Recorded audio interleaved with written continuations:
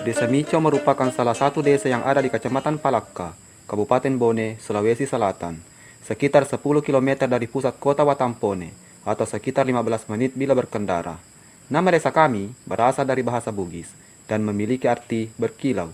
Di ujung barat desa kami, sekitar 5 km dari permukiman, terdapat sebuah goa yang menghadap ke arah timur.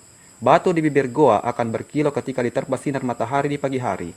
Leluhur kami menamai batu tersebut dengan nama Batu Micoe, yang berarti batu yang berkilau.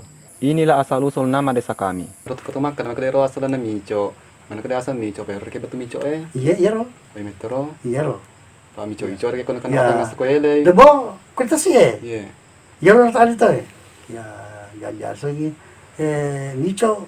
Namun, kilauan Batu Micoe di pagi hari tidak terlihat lagi saat ini. Boleh jadi, hal ini disebabkan oleh adanya pepohonan yang tumbuh di depan goa dan menutupi sebagian bibir goa. Gunung di mana Batu Micoe berada dikenal dengan nama Gunung Puange, yang berarti Gunung Tuan Kita. Dinamakan demikian karena pendiri sekaligus penguasa pertama daerah Mico dimakamkan di gunung ini. Beliau dikenal dengan sebutan Puangeri Bulue, yang memiliki arti Tuan Kita yang berada di gunung.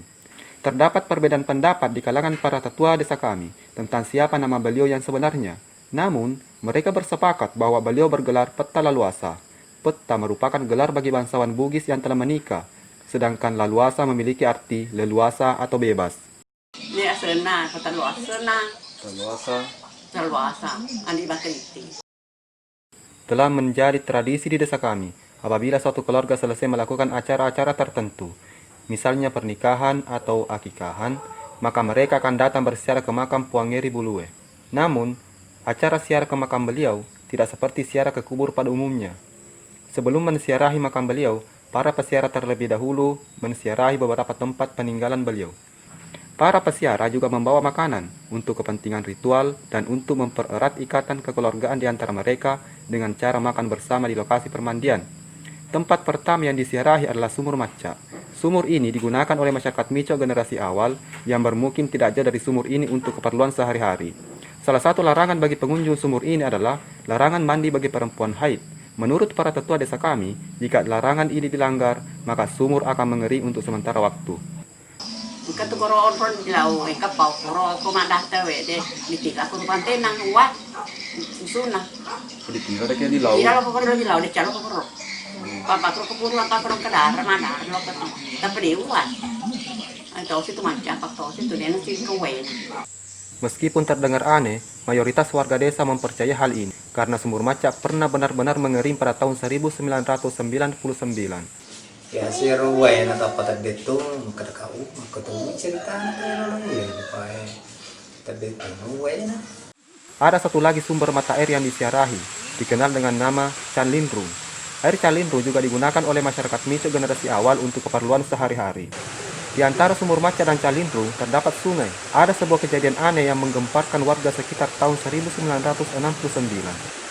Sekitar tahun 69 na banjir na rutang magi de nagali lempo maka ano ro kuburan aga na chaneri uway pero ano de na masa de na talang ro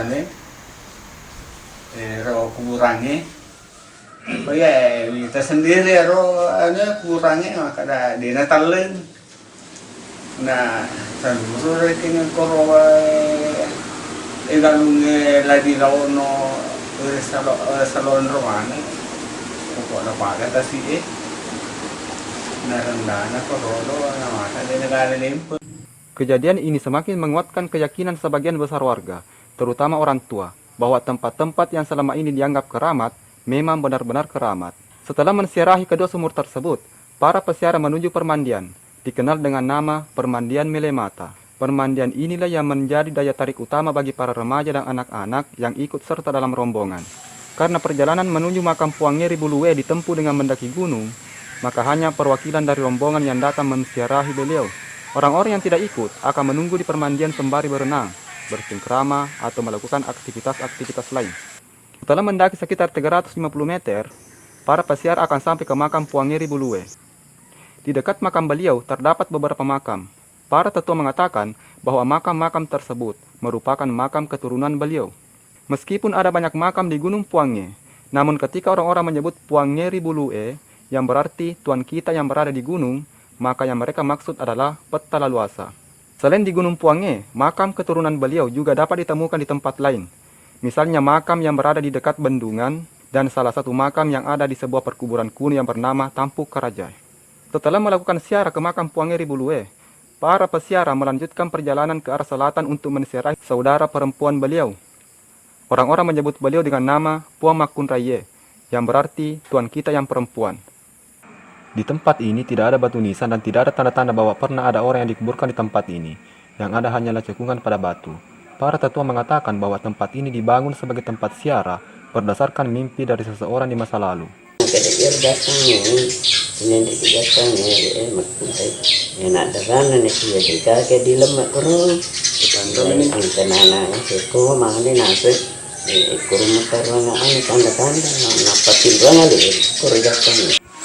Ritual-ritual adat yang dilakukan di tempat-tempat tertentu, misalnya di sumur-sumur tua dan permandian Melemata, terkadang dianggap oleh sebagian orang sebagai perbuatan musyrik. Padahal, ritual-ritual tersebut hanyalah penghormatan secara simbolik kepada para leluhur yang pernah mendatangi tempat itu, bukan penyembahan kepada mereka. Adapun doa-doa hanya ditujukan kepada Tuhan. Beberapa tahun terakhir, orang-orang yang datang ke permandian Melemata bukan hanya para pesiara. Banyak pengunjung yang datang dari dalam maupun dari luar desa hanya untuk berwisata. Permandian Melemata memang sangat berpotensi untuk dijadikan sebagai destinasi wisata. Namun, pembangunan permandian Melemata yang dilakukan selama ini hanya disesuaikan dengan kebutuhan para pesiara. Pembangunan permandian Melemata ke depannya diharapkan tidak hanya ramah terhadap para pesiara, tapi juga ramah terhadap para pengunjung yang datang hanya untuk berwisata. Untuk memajukan wisata Melemata dan Maca dan sekitarnya itu.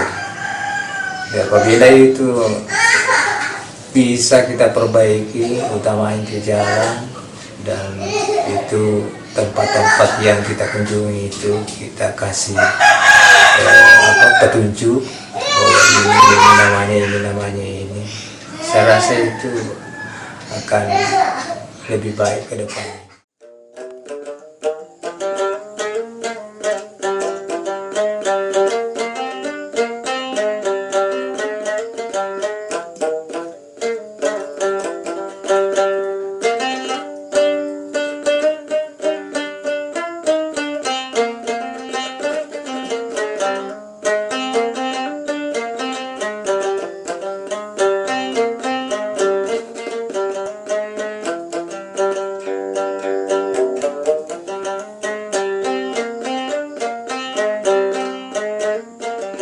Inilah cerita budaya desaku. Salam budaya.